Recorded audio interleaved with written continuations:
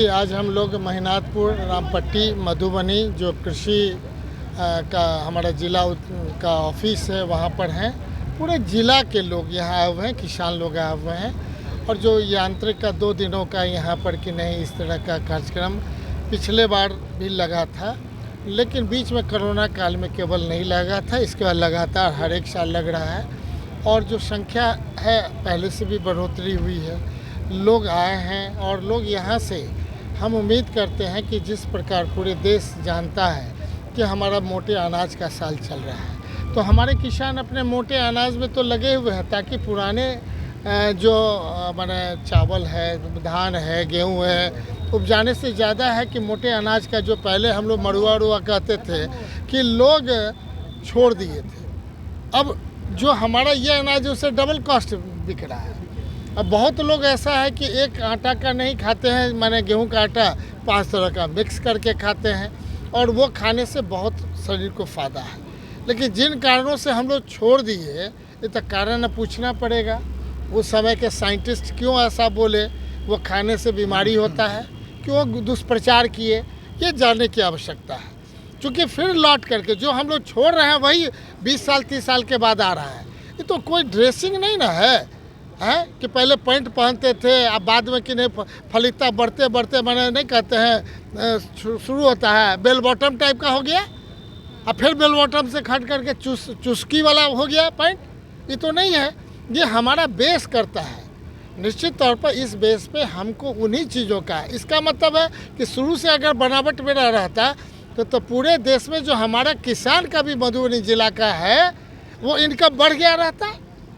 हम उस चीज़ से कर रहे हैं कि हमारा साइंटिस्ट से क्या अपेक्षा है कि जिस ढंग से वातावरण चेंज कर रहा है, पॉल्यूशन बढ़ रहा है, उसको बैलेंस करे।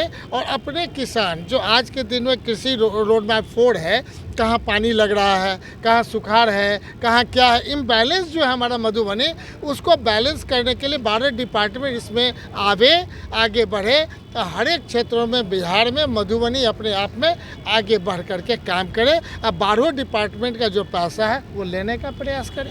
सर, उद्योग के क्षेत्र में आप बहुत अच्छा काम कर रहे हैं, ये बिहारवासी कर रही है। लेकिन बिहार में जो कृषि यंत्र आपने देखा है, बिहार वासियों को कब नसीब होगा ये यंत्र अपने बिहार में बने? मधुबनी में होगा, मधुबनी जिला में मिलेगा, वो चिंता नहीं करना है।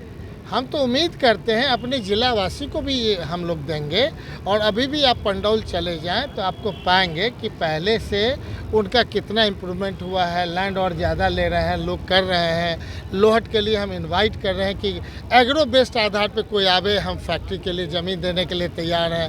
पहले 1 साल में ज़मीन दिया जाता था, अब हम कहते हैं 7 दिन से 10 दिन में हम दे देंगे।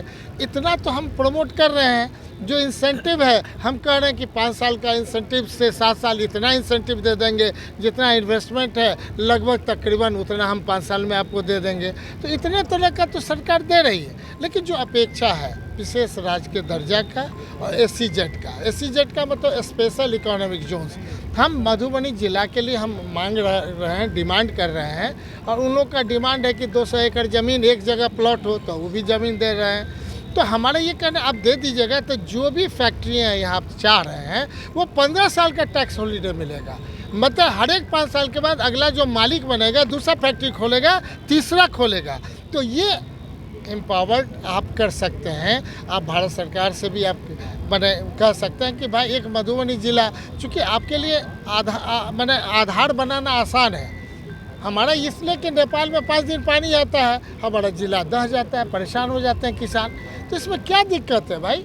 आप वो बेस बना करके हमें आप दें SEZ। बिहार छोड़ के कहीं पूरा देश में चल जाइए, सब जगह SEZ स्पेशल इकोनॉमिक जोन, 15 साल का टैक्स हॉलीडे। अब जिला नहीं, पूरे बिहार में कहीं नहीं।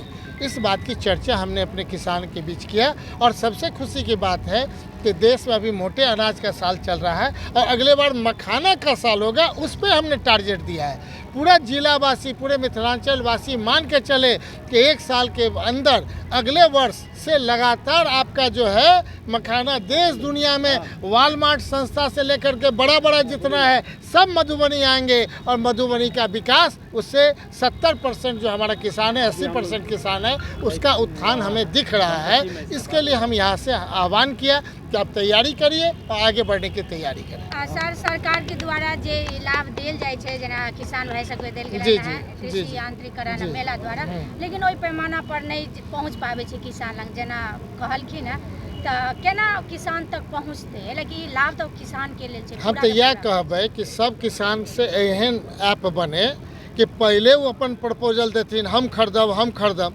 ओहि हिसाब से टारगेट बनायल जेतै। कहावत है डिमांड एंड सप्लाई पर सब चीज़ चले हैं, और हम सब प्रॉफिट बिजनेस में कहे छे ब्रेक इवन पॉइंट के बादे प्रॉफिट आवे छे। तो हमरा कहना है कि किसान के जो डिमांड है वो पहले अगर ये ढंग के भ जाए तो हम भविष्य में ये खरीद सकते हैं, तो उस ढंग का टारगेट बना के हम लोग काम करवा सकते हैं। नहीं तो ये कहीं ना कहीं गैप रहेगा, मिस गैप रहेगा। इस गैप को समाप्त करने के लिए हम यहाँ पर कहेंगे हमारे जो माने ललन बाबू से कि एक रजिस्टर खोल दीजिए, उसका नंबर लिखवाइए कि भविष्य में आपको चाहते हैं तो आप एक यहाँ लिखिए, डालिए, एड्रेस रहेगा, ताकि उसके हिसाब से प्लानिंग में हम ज़्यादा बढ़ा करके उनको लाभ दे सकते हैं। लेकिन हमें पता ही नहीं होगा जो कोटा है, वो कोटा में निश्चित तौर पे जो हमारा डिमांड है इस जिला के लाख 113 अगर है यांत्रिक, तो हम उसमें से जो हमारा जिला का जो डिमांड है वो स्पेसिफिक हो जाएगा कि हमारा जिला में इन चीज़ों की आवश्यकता है, उसका कोटा हम लोग बढ़ाने का काम करेंगे। ठीक था, बहुत बहुत